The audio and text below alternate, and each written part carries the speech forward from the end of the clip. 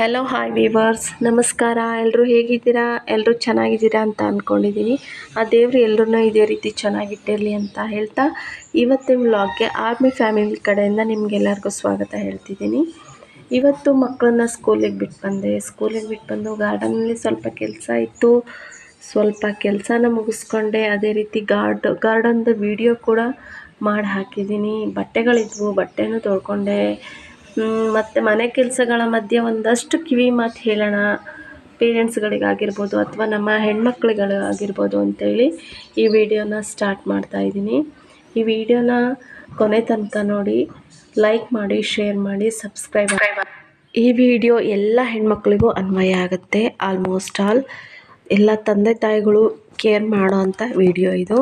ನಿಜವಾಗ್ಲೂ ಈ ಪೀರಿಯಡ್ಸ್ ಅನ್ನೋದು ದೇವ್ರು ಕೊಟ್ಟಿರೋವಂಥ ವರ ಒಂದಾದರೆ, ಒಂದು ಕಡೆ ನಾವು ಅನುಭವಿಸೋ ನೋವು ಸಂಕಟಗಳು ಅಷ್ಟಿಷ್ಟಲ್ಲ. ನಿಜವಾಗ್ಲೂ ಆ ಟೈಮಲ್ಲಿ ಬರುವಂತಹ ಬೆನ್ನೋವಾಗಿರ್ಬೋದು, ಕಾಲು ನೋವಾಗಿರ್ಬೋದು ಅಥವಾ ಹೊಟ್ಟೆ ನೋವಾಗಿರ್ಬೋದು, ಕೆಲವೊಬ್ಬರಿಗೆ ಕೆಲವೊಂಥರ ಸಿಮ್ಟಮ್ಸ್ ಲಕ್ಷಣಗಳು ಕಾಣಿಸ್ಕೊಳ್ತಾ ಇರುತ್ತೆ.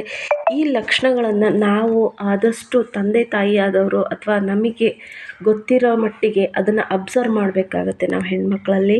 ನಿಜವಾಗ್ಲೂ ಇದು ನಿಜಾನೇ. ಅದೇ ರೀತಿ ಈ ಲಕ್ಷಣಗಳು ಕಾಣಿಸುವಾಗ ಕೆಲವೊಂದು ಸಿಮ್ಟಮ್ಸ್ ಲಕ್ಷಣಗಳು ಹೇಗಿರುತ್ತೆ ಅಂದರೆ, ಕೆಲವೊಬ್ಬರಿಗೆ ಮೈ ಕಡ್ತ ಕೂಡ ಆ ಟೈಮಲ್ಲಿ ಸ್ಟಾರ್ಟ್ ಆಗಿಬಿಡುತ್ತೆ.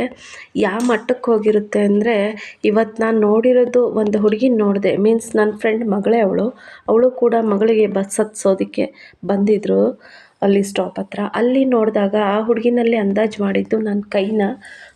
ಅವ್ರ ಮಮ್ಮಿ ಕೇಳಿದಾಗ ಅವ್ರು ಹೇಳಿದ್ರು, ಇದು 2 ಡೇಸ್ ಬಿಫೋರ್ ಡೇಟಾಕ್ಕಿಂತ ಮುಂಚೆ ಯಾವಾಗಲೂ ಆಗ್ತಾ ಇರುತ್ತೆ. ಈ ಸಲ ತುಂಬ ಆಗಿಬಿಟ್ಟಿದೆ, ಏನು ಎತ್ತ ಅಂತ ಹೇಳಿ. ಯಾವಾಗಲೂ ಆಗ್ತಾ ಇರುತ್ತೆ ಅಂತೇಳಿ ಅದನ್ನು ನೆಗ್ಲೆಕ್ಟೇ ಮಾಡಿಬಿಟ್ಟಿದ್ದಾರೆ.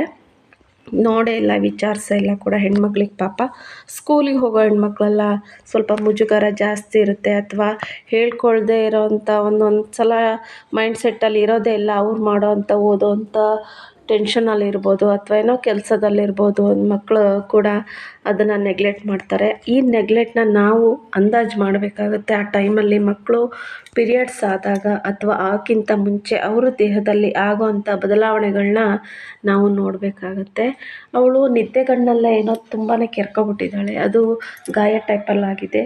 ಈಗ ಅದು ಮೈ ಕಟ್ತಾ ಬಂದಾಗ ಸಾಮಾನ್ಯ ಗುಳ್ಳೆಗಳಾಗೇ ಆಗುತ್ತೆ. ಆ ಗುಳ್ಳೆಗಳು ಕೆರೆದಾಗ ಅದರಲ್ಲಿ ಬರೋವಂಥ ನೀರಿನ ಅಂಶ ಒಂದು ಜಾಗದಿಂದ ಇನ್ನೊಂದು ಜಾಗಕ್ಕೆ ಸ್ಪ್ರೆಡ್ ಆಗಿ ಅದು ಸೋರಿಯಾಸಿಸ್ ಟೈಪಲ್ಲಿ ಆಗಿಬಿಟ್ಟಿತ್ತು.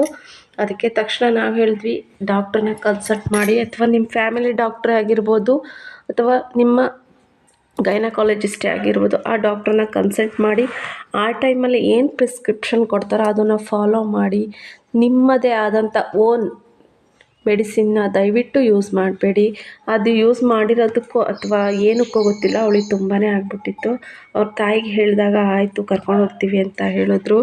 ನಾವಾದರೂ ಅಷ್ಟೇ, ಬೇರೆಯವರಾದರೂ ಅಷ್ಟೇ, ನಮಗೋಸ್ಕರನಾದರೂ ಅಷ್ಟೇ, ನಾವು ಸ್ವಲ್ಪ ಆ ಟೈಮಲ್ಲಿ ರೆಸ್ಟನ್ನು ಪದಕ್ಕೆ ರೆಸ್ಟೇ ಕೊಡೋಣ. ಆ ಟೈಮಲ್ಲಿ ಆದಷ್ಟು 1-2-3 ಅವರ್ ಆದರೂ ರೆಸ್ಟ್ ತಗೊಂಡು ನಮ್ಮ ಮನೆ ಕೆಲಸ ಆಗಿರ್ಬೋದು ಅಥವಾ ನಮ್ಮ ಆಫೀಸ್ ಕೆಲಸ ಆಗಿರ್ಬೋದು, ಸುತ್ತಮುತ್ತ ನಾವೇನು ಕೆಲಸ ಮಾಡ್ತೀವೋ ಆ ಕೆಲಸ ಆಗಿರ್ಬೋದು, ನಾವು ಅದನ್ನು ರೆಸ್ಟ್ ಮುಖಾಂತರ ಸ್ವಲ್ಪ ಹೊತ್ತು ನಿಲ್ಲಿಸಿ ಮುಂದುವರ್ಸೋಣ ಕೆಲಸನ. ನಿಜವಾಗ್ಲೂ ಈ ಟೈಮಲ್ಲಿ ಗದ್ದೆಗೆ ಹೋಗೋ ಹೆಣ್ಮಕ್ಳು ನಿಜವಾಗ್ಲೂ ಅವರಿಗೆ ಒಂದು ದೊಡ್ಡ ನಮಸ್ಕಾರನೇ ಹೇಳಬೇಕು. ಅವ್ರು ಯಾವ ರೀತಿ ಬಗ್ಗಿ ಎದ್ದು ಕೆಲಸ ಮಾಡ್ತಾರೆ ಹೆಣ್ಮಕ್ಳು, ಗದ್ದೆಯಲ್ಲಿ ಮಾಡೋವಂಥ ಹೆಣ್ಮಕ್ಳು ಅಂದರೆ ಈ ಟೈಮಲ್ಲೂ ರೆಸ್ಟನ್ನು ಪದಕ್ಕೆ ರೆಸ್ಟ್ಲೆಸ್ ಆಗಿ ಕೆಲಸ ಮಾಡ್ತಾರೆ. ಪಾಪ ಎಲ್ಲ ಹೆಣ್ಮಕ್ಳಿಗೂ ಈ ವಿಚಾರದಲ್ಲಿ ನಾನು ತುಂಬ ದೊಡ್ಡದೊಂದು ವಂದನೆಗಳನ್ನೇ ಹೇಳ್ತಾ ಇದ್ದೀನಿ. ನಿಜವಾಗ್ಲೂ ಈ ವಿಡಿಯೋ ನೋಡಿದಂಥವರಿಗೆ ಅನ್ನಿಸ್ಬೋದು, ಏನಪ್ಪ ಈ ಥರ ವಿಡಿಯೋ ಮಾಡಿದ್ದಾರೆ ಅಂತ ಹೇಳಿ. ನಿಜವಾಗ್ಲೂ ಇದು ದಿನನಿತ್ಯ ಹೆಣ್ಮಕ್ಳಲ್ಲಿ ಆಗುವಂಥ ಬದಲಾವಣೆಗಳು ಇದು ಮದರ್ ಪ್ರೊಸೆಸ್ ಆಗಿರೋದ್ರಿಂದ ಇದು ಸಾಮಾನ್ಯ ಎಲ್ಲ ಮಕ್ಕಳಿಗೂ. ಅದನ್ನು ನಾವು ಜವಾಬ್ದಾರಿಯುತವಾಗಿ ನಮ್ಮ ಹೆಣ್ಣುಮಕ್ಕಳಲ್ಲಿ ಯಾವ ರೀತಿ ಅದು ಡಿಪೆಂಡ್ ಆಗುತ್ತೆ, ಅವಳು ಡೇಟ್ ಆಗೋ ಟೈಮ್ ಯಾವುದಿದೆ ಅಥವಾ ಡೇಟ್ ಆಗೋವಂಥ ದಿನಗಳು ಯಾವುದಿದೆ ಅದನ್ನು ನೋಡಿಕೊಂಡು ನಾವು ಹಿಂದೆ ಅಥವಾ ಮುಂದಿನ ದಿನ ಅವಳ ಬಗ್ಗೆ ಒಂದು ಸ್ವಲ್ಪ ಕಾನ್ಸಂಟ್ರೇಷನ್ ತೋರಿಸಿ ಅವ್ರ ದೇಹದಲ್ಲಿ ಆಗೋವಂಥ ಬದಲಾವಣೆಗಳನ್ನು ನಾವು ವಿಚಾರಿಸ್ಕೊಂಡು ಅಥವಾ ನೋಡಿಕೊಂಡು ನಮಗೆ ಸಂಬಂಧಪಟ್ಟ ಡಾಕ್ಟ್ರನ್ನ ಕನ್ಸಲ್ಟ್ ಮಾಡಬೇಕಾಗತ್ತೆ. ದಯವಿಟ್ಟು ಹೇಳಿದ್ನಲ್ಲ ಓನ್ ಪ್ರಿಸ್ಕ್ರಿಪ್ಷನ್ ಮಾತ್ರ ಮಾಡೋಕ್ಕೆ ಹೋಗಬೇಡಿ. ಡಾಕ್ಟರ್ಸ್ ಕೊಡೋವಂಥ ಪ್ರಿಸ್ಕ್ರಿಪ್ಷನ್ನ ಫಾಲೋ ಮಾಡಿ. ಆದಷ್ಟು ಹೆಲ್ತ್ ಕಡೆ ಗಮನ ಕೊಡಿ. ಅದರಲ್ಲೂ ಈ ಟೈಮಲ್ಲಿ ಪೀರಿಯಡ್ಸ್ ಆದಾಗ ಹೆಣ್ಮಕ್ಳು ತುಂಬಾ ಸ್ವಲ್ಪ ಜವಾಬ್ದಾರಿಗಳಿಂದ ಇರಿ. ಯಾಕೆಂದರೆ ಸೆನ್ಸಿಟಿವ್ ಏರಿಯಾಗಳಲ್ಲಿ ಈ ಥರ ಆದರೆ ಅದನ್ನು ತೆಗಿಯೋದು ತುಂಬ ಕಷ್ಟನೇ ಆಗುತ್ತೆ. ಆದ್ದರಿಂದ ಈ ವಿಡಿಯೋನ ಮಾಡಬೇಕಾಯ್ತು.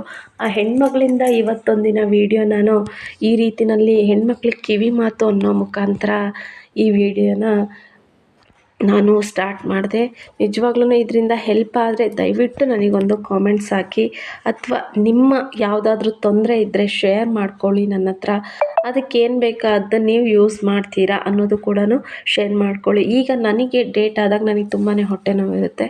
ನಾನು ಇದನ್ನು ಸ್ವಲ್ಪ ಜೀರಿಗೆ ಕಷಾಯ ಮಾಡ್ಕೊಂಡು ಕುಡಿಯೋದ್ರ ಮುಖಾಂತರ ಆದಷ್ಟು ಅವಾಯ್ಡ್ ಮಾಡ್ತೀನಿ. ಈ ಟೈಮಲ್ಲಿ ಪೀರಿಯಡ್ಸ್ ಆದ ಹೆಣ್ಮಕ್ಳು ತುಂಬಾ ಟ್ಯಾಬ್ಲೆಟ್ಸ್ ತೊಗೊಳ್ಳೋ ಅಭ್ಯಾಸ ಇರುತ್ತೆ. ದಯವಿಟ್ಟು ಈ ಥರದೊಂದು ಮೆಡಿಸಿನ್ಸ್ನ ತೊಗೋಬೇಡಿ. ಅದು ಗರ್ಭಕೋಶದ ಮೇಲೆ ಕೂಡ ಎಫೆಕ್ಟ್ ಆಗೋ ಚಾನ್ಸಸ್ ಇರುತ್ತೆ. ಅದೇ ರೀತಿ ಈ ಥರದ್ದು ಒಂದು ತೊಂದರೆ ಇದ್ದಾಗ ಆದಷ್ಟು ನೀವು ಕೇರ್ಫುಲ್ಲಾಗಿರಿ. ಯಾವಾಗಲೂ ನೀವು ದೊಡ್ಡವ್ರ ಹತ್ರ ಹೆಣ್ಮಕ್ಳಾಗಿರ್ಬೋದು ಈ ವಿಚಾರನ ಹೇಳ್ಕೊಳ್ಳಿ. ತಂದೆ ತಾಯಿ ಹತ್ರ ಅವ್ರ ಹತ್ರ ಹೇಳ್ಕೊಳ್ಳೋದ್ರಿಂದ ಮುಜುಗರ ಏನಲ್ಲ. ಅವರು ನಮ್ಮನ್ನು ಹೆತ್ತಿದ್ದಾರೆ ಅಂದರೆ ಅವರಿಂದ ನಾವು ಪಾಠ ಕಲಿಯೋದು ಇದೆ, ನಾವು ಆದಷ್ಟು ಅವರಿಂದ ತಿಳ್ಕೊಳ್ಳೋದು ಇದೆ.